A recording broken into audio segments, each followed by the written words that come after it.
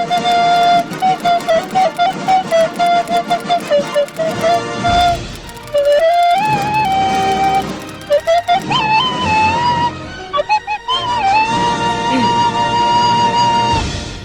kepada korang yang tengah tengok video ni, sila tinggalkan jejak korang dengan komen hadir right now in the comment section below. Terima kasih.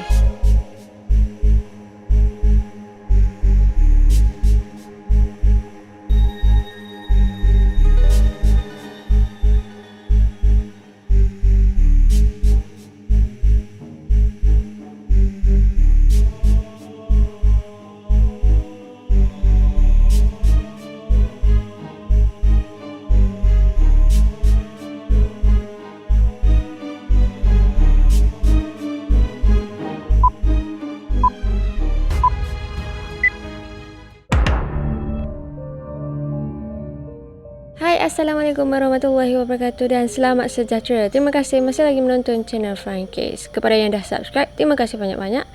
Terima kasih kepada kita dan juga terima kasih kepada semua penyumbang super thanks. Sumbangan anda amatlah kami hargai. Jadi ini malam ini nak sampaikan beberapa cerita yang telah diceritakan seorang subscriber kita iaitu Atul. Atul ni dia ada share dah cerita pasal KV. KV mana? Korang carilah KV mana. Jadi dia cerita lagi pasal sekolah dia pula. Jadi macam biasa ni nak bercerita dalam dialek Kelantan. So anyone yang memerlukan subtitle, korang boleh tekan sisi dekat atas ataupun dekat bawah ni sebab kita ada sediakan subtitle dalam bahasa Melayu. Tanpa dengar-dengar lagi, kita terus masuk ke cerita on count of 3, 2, 1. Zato ni dia bersekolah dekat kawasan Gua Musang. Dia juga berasal daripada Kelantan. Pada tahun 2017 dia masuk sekolah ni dengan form 1 lah. Dan dia juga masuk ke asrama sekolah ni. Macam biasa kalau pergi asrama kan, lepas-lepas daftar ke apa awak naik baris ke apa semua. Lepas tu ada motivasi sikit, ada apa panggil ni lah ceramah-ceramah ke apa panggil taklimat. Ada taklimat sikit ke apa, makin-makin barulah dia masuk ke dom. Jadi dalam dom ni Zato dapatlah kawan yang bernama Nabila, Marsha dan juga Lina. Semua nama ni adalah nama samaran. Malam tu dia orang pun berkenalan sambil berbual-bual. Bual lah malam tu, bual. Lepas tu tak boleh tidur. Lupa ni nak ayat. Dom dia orang ni duduk ke atas sekali. Blok ngadak dengan blok budak lelaki. Jumlah blok dalam sekolah tu lupa blok tu. Jadi bila dia duduk buah-buah ni ngerik lah. Siapalah tengah malam tu dia baik nak tidur tak. Buah tiba-tiba Lina ni dia nak pergi tandas. Dia pun ajak lah satu ni. Tu teman aku pergi tandas kejap. Dia orang ni nak pergi tandas. Tandas tak ada dekat level dia orang. Kena turun ke tingkat bawah. Jadi tepi dom dia orang ni ada satu bilik. Dia ni panggil bilik tu adalah bilik mawar. Tak tahu apa nama mawar, tapi bilik tu memang bilik kosong. Jadi untuk ke toilet, dia orang perlu tubik daripada bom pula dah. Tubik daripada dom lalu dekat bilik mawar tu and turun tangga untuk ke tandas di tingkat bawah. Jadi masa ni dia orang ni macam debar-debar kot sebab dia orang ada dengar-dengar lah sikit pasal bilik mawar ni, bilik kosong ni, bilik yang dikosongkan. Okay. Nak tak nak Zato pun temel lah juga Lina. Nyanyi lah kalau Lina pergi sore ni. Dia orang pun pergi lah, pergi jalan-jalan turun ke bawah. Sampai dekat tandas tu, Zato ni dia tak ada lah nak masuk tandas pun sebab memang tak ada rasa nak buang air pun deh. Lina lah masuk sore. Dia pun tunggu Lina ni. Masih duduk tunggu tu duduk berhati lah sekeliling kawasan blok dia ni deh. Lepas tu tiba-tiba dia tertengok ke arah kolah. Tepi tu dia nampak ada satu kelibat putih. Tapi dia tak jelas kelibat gapo. Lepas dia nampak tu, dia terus pergi ke tandas. Kat luar tandas ni lah, dia duk panggil Lina, oh Lina. Sebab dia takut dah dia. Tapi saya dia senyap. Dia pun macam Buat apa senyap ni? Dia pun masuk dari tandas tu. Dia panggil Lina. Lina. Krik krik. Krik krik. Tak ada orang. Senyap. Dia pun berterah lah buka pintu. Dia nampak saya masuk dia. Dia terah buka pintu kubikel saya masuk tu. Memang tak ada orang. Senyap lah. Dia pun dengan takutnya larilah tubik daripada tandas tu deh. Bila dia tubik daripada tandas tu, dia nampak ada kak ni. Kita gelarkan nama dia sebagai Kak Mia lah ni, tak ingat nama apa. Kak Mia ni tengah jalan membelakangi Zatul. Jadi dalam keadaan takut gitu, Zatul gapo lagi panggil lah dia.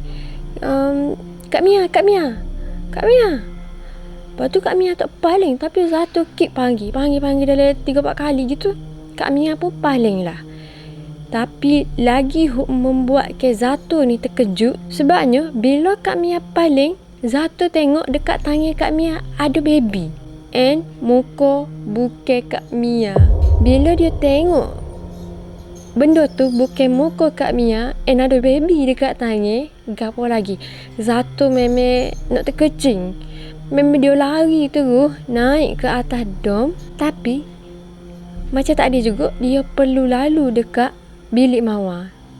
Masuk dekat bilik Mawar ni, dia nampak ada satu tanya hok keluar daripada cermin aku bilik Mawar tu.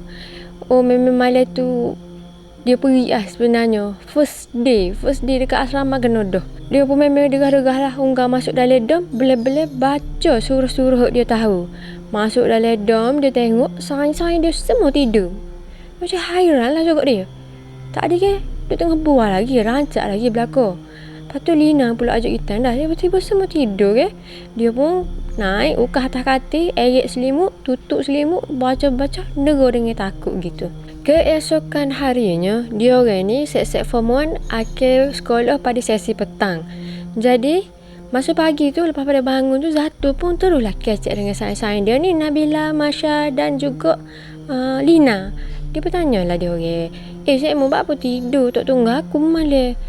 Jadi dia pun jawab, Zato mu tidur awal lah malam. Aku tidur pukul 12. Mu tu tidur pukul 10 lagi. Lepas tu Zato macam pelik dia. Dia pun terus ke conversation. Dia pun tanya Lina, malam aku temen mu kita tandah. Lepas tu mu tu ambil tandah pun tak ada panggil pun aku deh. Pakat tinggal gitu je. Lina pun kata, bila masuknya aku kita tandah. Kira kau dah mu tidur awal. Jadi conclusion cerita ni gapo? Awak gapo? Kalau bagi ni mungkinlah dia mimpi, dia kesek dengan sayang dia and dia ingat ada sayang Yogi ajak kita dah. Bro. Lepas tu Yogi dah sungguh. Kejadian tu real. Tapi awal-awal tu yang mimpi kot. Sebab tengok. Oh lupa ni nak mention. Masa dia Yogi dah tu dah pukul 3 pagi. Itulah relate dia dengan dia sayang dia tidur pukul 12. Apa dia tu? Zato ni tidur pukul 10. Jadi masuk pukul 3 pagi tu mungkin Zato tersedar dari mimpi. Dia betul temel lah si Lina bayangan dia ni gitu dah. Gitulah bagi ni Okey, seterusnya ada satu lagi cerita daripada Zatul. Juga berlaku dekat asrama. Okey, boleh teruskan okey. Setelah beberapa minggu Zatul stay dekat asrama tu, alhamdulillah dia memang selesa sangat ada asrama tu. And dia pun suka lah boleh duduk bersama kawan-kawan dan rakan-rakan. Jadi nak ayat ceritanya, pada satu hari Zato dengan set-set dom dia maya maghrib di dalam dom je. Saya tak saya turun. Lepas tu memang dalam satu blok asrama tu hanya dom dia orang je ada. Orang lain gitu turun surah. Tapi disebabkan macam sekolah dia ni tak ada lah ketat sangat macam sekolah-sekolah lain. Kata biasanya sekolah lain ke peraturan kalau semaya maghrib wajib turun pergi surau belakang dia. Jadi cikgu dekat sekolah yang ni longgar ke. Kalau nak maya dalam dom, maya dalam dom. Kalau nak maya surau, pergilah surau. Jadi saya pun maya lah. Lepas-lepas pada semaya ke apa tu, duduk kecek semata. Nabila pun ayak, mari saya mau turun. Nabila ajak sebabnya Nabila dah rasa tak sedap hati. Jadi Atu pun kata beres lah bayar. Saya pun turun ramai-ramai, pergilah ke Dewan Makan. Dekat Dewan Makan ni adalah tempat saya study juga. Situ tempat makan, situ tempat study. Dekat sana ni time tu adalah beberapa pelajar non-Muslim tengah study dan juga beberapa pelajar memang tak boleh semaya duduk study situ. Jadi dia orang pun buah bila-bila nak tunggu isyak tak. Duduk tengah buah-buah tu, Atul pun rasa macam nak buang air. Buang air kecil je. Dia pun ayat Nabila, mai teman aku mentah gitan dah. Oh, gitan dah pulak. Cerita gitan dah pulak ni dah. Jadi Nabila pun follow lah Atul. Dia orang ni nak ke tandas, dia orang kena pergi blok dia orang. Masih dekat tandas tak adil lah. Ini royak tu. Jadi dia orang pun pergi lah. Pergi dekat tandas tu. Atul beres-beres ke apa. Atul tubik. Betul masa tu iso dah orang iso. Jadi Atul pun ayat aku Nabila, mari kita pergi maya kat dom. Jadi dia orang ni berdua naik ke dom. Saya orang lain duduk dia makan lagi. Atul pun pergilah semaya dengan Nabila dekat dom dia orang berdua. Masa Atul tengah-tengah semaya ni, tiba-tiba dia bunyi macam geger sangat. Macam suasana orang baru masuk dalam dom ramai-ramai. Macam masuk dalam blok asrama tu ramai-ramai. Bunyi orang duduk jalan suruh-suruh ramai-ramai dia. Lepas tu bunyi loker, buka loker ke apa, huha-huha gitu. Macam orang sudah semaya iso, sudah ke apa dah lah. Sedangkan dia orang baru semaya tu masa tu ke. Dah baru bel. Sudah semaya tu memang Zatu rasa tak sudah hati duk lah. Dia memang rasa pelik lah dengan kak adik tu. Lepas tu dia pun lipat-lipat ke semaya. Dia nak turun ke bawah. Nak pergi dekat saya mula dia.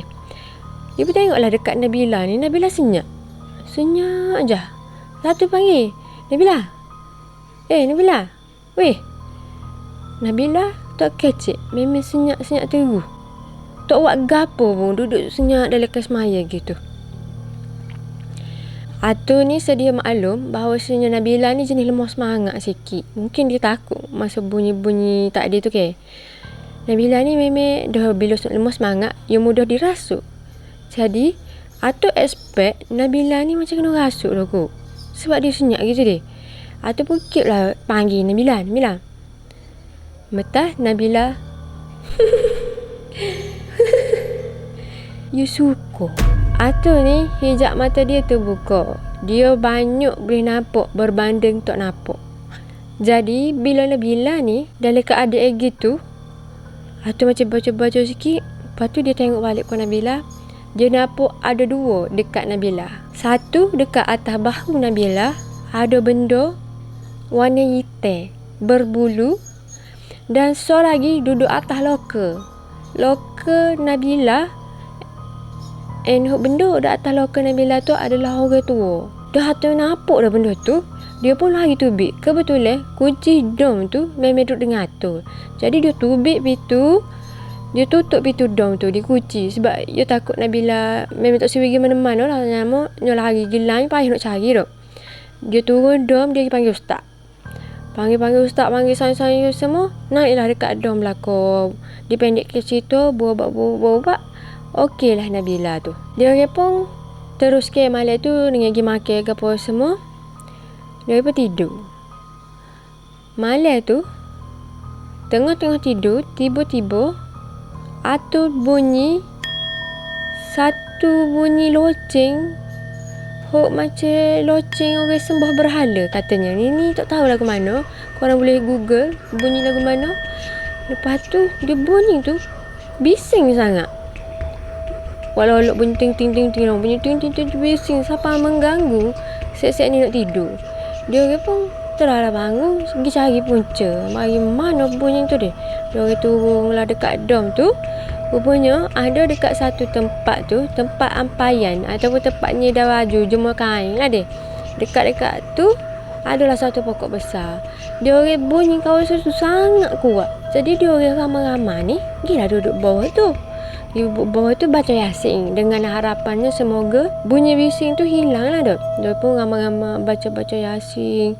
Adalah sore sayang dia ni hok nama Lina tadi.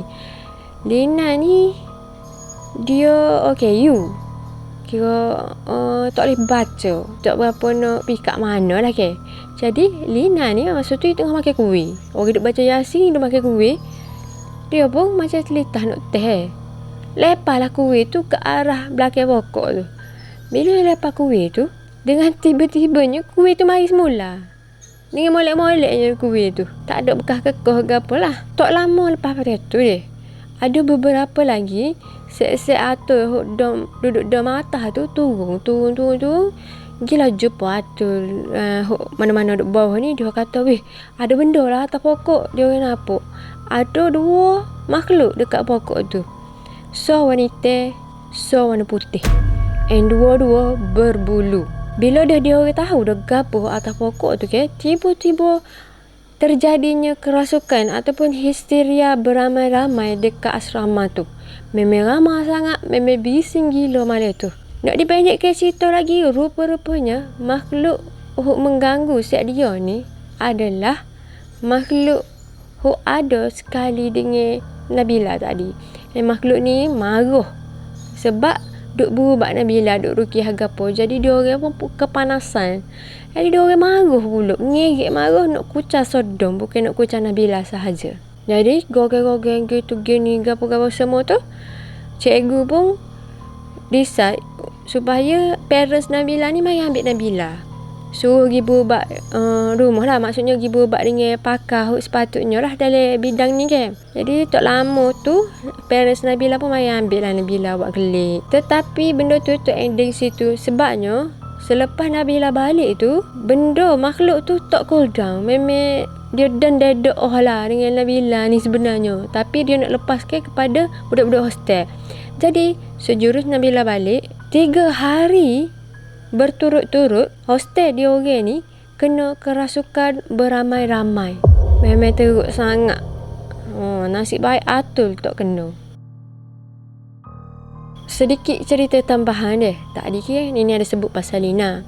Ada satu hari tu, dalam masa selepas kerasukan tu lah, Lina ni dia gitan dah. Dia ajak Atul gitan. Memang dia seorang lah. Kalau nak gitan mesti dia ajak orang. Dia tak kisah ke. Jadi Lina ni pergi lah tandah. Duduk tengok gitu gini dekat tandah tu. Sudah-sudah tu nak naik lah. Masa nak naik, tiba-tiba Atul nampak ada benda duk gantung dekat kaki Lina. Dan pada masa yang sama juga, Atul tengok lah Lina tu macam struggle lah nak angkat kaki. Dia usaha juga. Memang macam kada berat sebelah kaki kan, dia tak boleh nak gerak. Dah nampak Lina tu dalam keadaan gitu. Atul pun, ya Lina, mu tunggu kejap. Kan ni tak dia ya.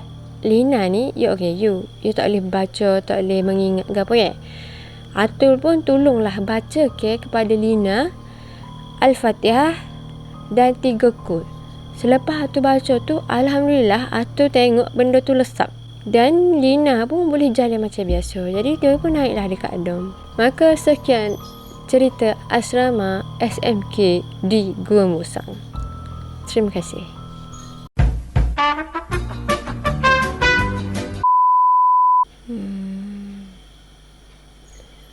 Hai, Assalamualaikum warahmatullahi wabarakatuh dan selamat sejahtera. Terima kasih masih lagi menonton channel Frankies. Yang dah subscribe, terima kasih banyak-banyak. Yang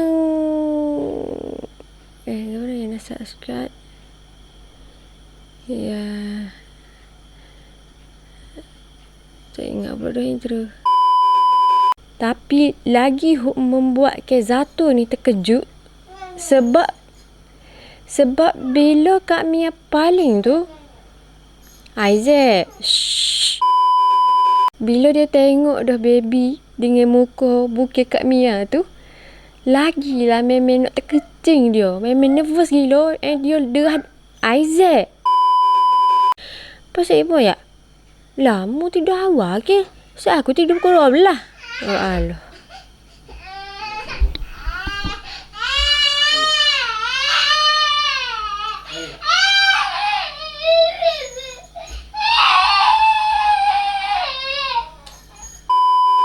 Jadi, nak ayat ceritanya, pada satu hari